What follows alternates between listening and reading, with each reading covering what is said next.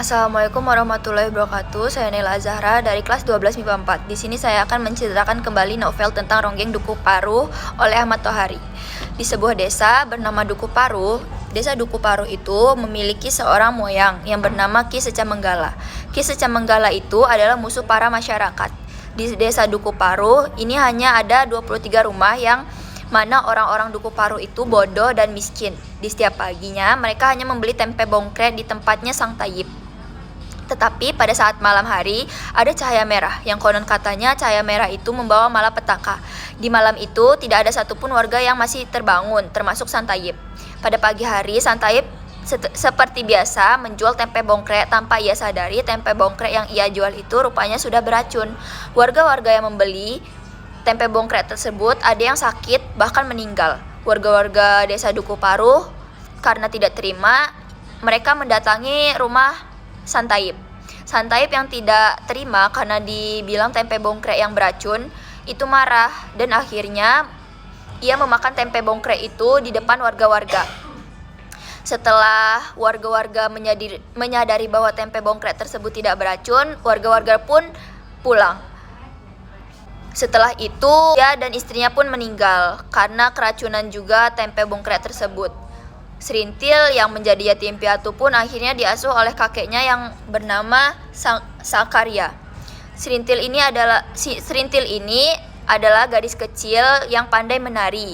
Ia ingin menjadi seorang ronggeng. Sampai pada suatu hari, Sakarya melihat Serintil sedang menari dengan teman-temannya yang membantu mengiringi dia. Lalu Sakarya memberitahukan kepada dukun ronggeng yang bernama Kertajaya. Sebelum Serintil menjadi ronggeng, Serintil harus melakukan 3 step, yaitu yang pertama Serintil harus menari, yang kedua Serintil harus mandi di kuburan Ki Secamenggala, yang ketiga Serintil harus membuka kelambu. Serintil sudah memenuhi 2 step tersebut, dan sekarang Serintil harus memenuhi syarat yang terakhir, yaitu membuka kelambu. Kertajaya pun memberi syarat kepada orang-orang yang ingin buka kelambu kepada Serintil, yaitu harus membayar 1 ringgit keping emas atau setara dengan kerbau yang sangat besar. Lalu datang satu pemuda yang bernama Doer. Ia malah membawa 2 keping perak rupiah, bukan 1 keping emas ringgit.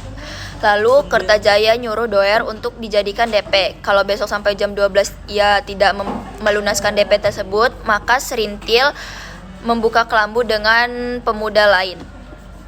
Keesokan paginya, Doer datang membawa kerbau dengan bangga. Tetapi si Kertajaya tetap menolak. Lalu datang Sulam bawa 1 keping emas ringgit. Lalu si Kertajaya itu membuat challenge yang paling kuat minum ciu bisa membuka kelambu dengan Serintil. Lalu Kertajaya ini curang, dia memberi air ciu murni kepada Sulam dan air biasa untuk Doer. Lalu Rasus pergi dari desa. Dia bekerja di pasar dauhan. Dia bekerja serabutan, berbulan, bertahun-tahun, terus-menerus. Dan saat itu sedang marak-maraknya perampokan. Ada tentara yang singgah di pasar tersebut. Tentara melihat Rasus yang bekerjanya bagus, dan dia mengangkat Rasus menjadi tentara yang gak berpangkat. Setelah bertahun-tahun, marak lagi perampokan. Dibagi menjadi 2 tim yang meronda. Rasus kebagian di Duku Paruh. Dia berpikir siapa lagi di Duku Paruh yang mempunyai banyak uang selain Serintil. Lalu dia mengintai rumah Serintil bersama Kopral Pujo. Tiba-tiba ada 5 perampok dengan membawa senjata. Lalu 2 orang itu bagi tugas. Kopral Pujo panggil bantuan dan Rasus tetap menjaga di dekat situ.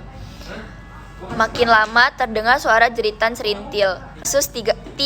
Rasus tidak tega, terus langsung membunuh perampok tersebut. Setelah dibunuh, datanglah Sersan dan Kopral.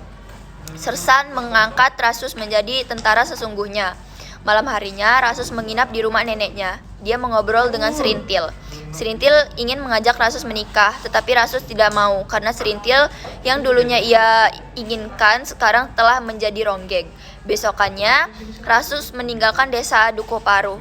Ia mengatakan selamat tinggal desa Duku Paruh dengan segala keramat Ki Secamenggala dan ronggeng. Tamat.